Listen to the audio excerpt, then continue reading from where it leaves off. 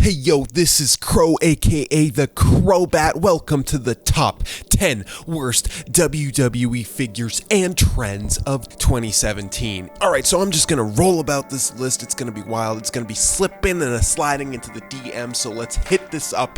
The 10th, number 10. This is in particular order the worst WWE figure, toy, and trend. Fidget spinners. I know what you guys are thinking. Your boy TTT, the fidget spinner master. How the heckers is he claiming that one of the worst figures of 2017 was the epic fidget spinners? Well, let me tell you something, Brock Lesnar. Well, the reason why fidget spinners, WWE style, was one of the worst is because, numero one, WWE released them when the trend was dying. That would be like if I decided to make a Gangnam Style parody in 2017. Not gonna happen because the trend is dead. So speaking of, WWE was like, yo, we gotta get on this fidget spinners trend, so let's wait 5 months when it's dead and then release our own John Cena fidget spinners and the stuff like that. And the thing is, they weren't even good fidget spinners. Yeah, we got John Cena meme legend, but we also got some like Sasha Banks and stuff that I don't know, who cares about it? The Hardy Brothers one looked kind of cool, but when it all came down to the matter, they were too late and not so great, because even the Hardys one broke. And as a fidget spinner enthusiast, WWE, y'all could have done better, boys. Okay, guys, let's go to number 9, the Dolls. Y'all know I hate these WWE dolls. Mattel and WWE at San Diego Comic-Con, they did a lot of pomp and circumstance. They were really pumping up their own chests, acting like they were a groundbreak, kind of like what WWE does with their women wrestlers, acting like, yes, guys, we're being so progressive because we're finally showing women can be good wrestlers, even though we're way far behind everyone else in the industry, but we're the progressive ones. So they decided to be like, yo, we're putting out these dolls, baby, for girls because girls are cool, instead of just being like, yeah, we need to make more revenue, let's make it off the women. So they released these dolls. Stephanie McMahon was all like, yeah, you can only get them in the girls aisle or something like that, but no, they were in the dudes aisle, the WWE section, and I don't know anyone that really bought them. They're still sitting on the shelf. If you need anyone from the set, they're not hard to find, and I can nearly guarantee that these will stay on the shelf until like 2022, which is going to be ludicrous. And then let's move on to number 3. This is going to be the clickbait one. I gotta make something in here that people are going to be pissed off about. It is the Alexa Bliss Elite. I know a lot of people love that figure, and I got a lot of hate for saying it was trash, but I stand behind my beliefs on this one. Sure, it's like Alexa Bliss cosplaying as Harley Quinn or something, but that torso is really messed up, and her saggy chest is just, I don't know what Mattel were thinking when they created that figure. I did a little epic Photoshop to showcase just how it's not bad. People are all like, well, Tommy, it's just a toy, it's just a toy. But the thing is, guys, it's just a review on a toy, so I don't know why you're all up in arms about me critiquing a toy in a review. So, yeah, that one I got a lot of flack, so I'm quitting YouTube because of that. Not true, I'm not quitting YouTube, but yeah, that one I still don't like that figure, and it's one of the biggest botches Mattel made this year. Next up, Goldberg playset release. Now, why is this bad? It was like $100 buckaroos. You got a ring, you got a Goldberg figure. I don't think that ring was worth $80. I don't think that Goldberg figure was worth $20. Some people got it on sale. That's the smart thing to get it, but let's be honest, this was a marketing scheme by Mattel to sell off these rings that for all intents and purposes isn't as good as the previous authentic scale ring. The only thing cool about it is that it lights up and the turnbuckles aren't that difficult to put on, but overall it's just kind of crappy Mattel quality, and that's the only way to get a Goldberg figure? Yeah, for sure. I'm not falling for that scheme, although I did because I bought it to review it. So yeah, sorry about that, guys. Next up, Elite 51.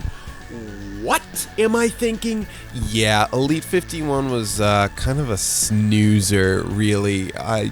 There was one good figure from that wave, which is probably going to make my top 10, but I did make a long video about how Elite 51 is not very good, and it was like just a total waste of my time. I wasn't into any of those figures other than Razor Ramon. The Razor Ramon was incredible from that set, but the other ones, it just really didn't do enough for me. And speaking about a figure not doing enough for me, let's talk about number 5, Elite 49, Randy K. Orton, the RKO machine.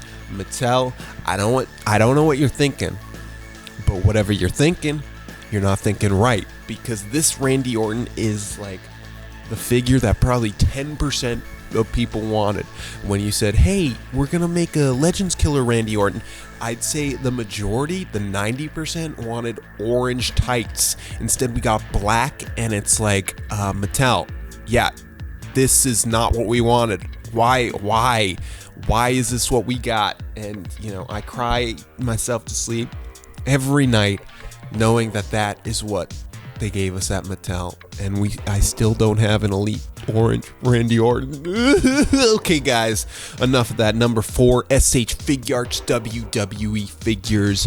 I was super hyped. I started believing the hype, and that's on me, guys. I will confirm I shouldn't have believed the hype as much, but when I got the figures, it was like I paid $60 for this thing, and the heads are difficult to switch. It comes with too many accessories. It's small. I don't know what I'm thinking. They didn't put out the wrestlers that would have been incredible, the contemporary guys. Instead, we got stuck with the old school people, where it's like they want to have them sell. They should have put out John Cena, Seth Rollins, Roman Reigns, The Shield, like cool guys, like Triple H and stuff. Like, why was that the third, or was that the third one released was Triple H? Like, I get Stone Cold, I get The Rock, I get Undertaker, I kind of get Kane, but like Triple H, no Shawn Michaels didn't even come out, but Triple H did. Come on, where's my Rusev SH Figuarts? I think they made a big mistake by making the old school guys instead of the contemporary guys, even though the old school guys are better sellers probably. I feel like a lot of the US collectors would have preferred like SH Figuarts New Day to go with their anime dolls, maybe even Sasha Banks, get what I'm saying? So yeah, feel like that was a botch. Now number 3, Chris Jericho Elite. I don't even know what Elite line it is. I'll like edit it in or something. It'll be incredible. But yo, this figure, I think it was the same one as Alexa Bliss. This figure was trash, basically. They put out a GameStop exclusive Chris Jericho, which was like the best ever. You just made the list, Chris Jericho. And then they were like, oh, we're gonna release one in the normal Elite line too. So I was expecting, Chris Jericho in his classic You Just Made the List suit. Nope.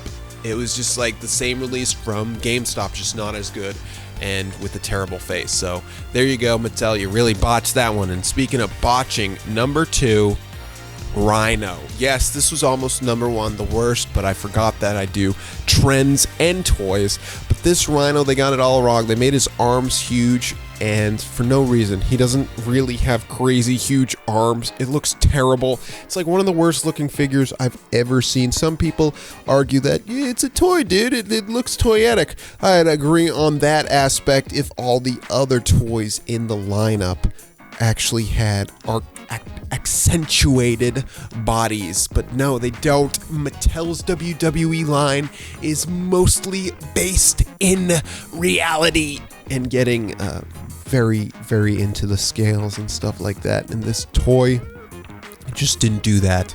It didn't do that at all. It's trash, guys. If you bought it, I'm so sorry you bought it. I hope you made like a support group or something for people that bought it with you. And number 1, the worst WWE toy trend of 2017.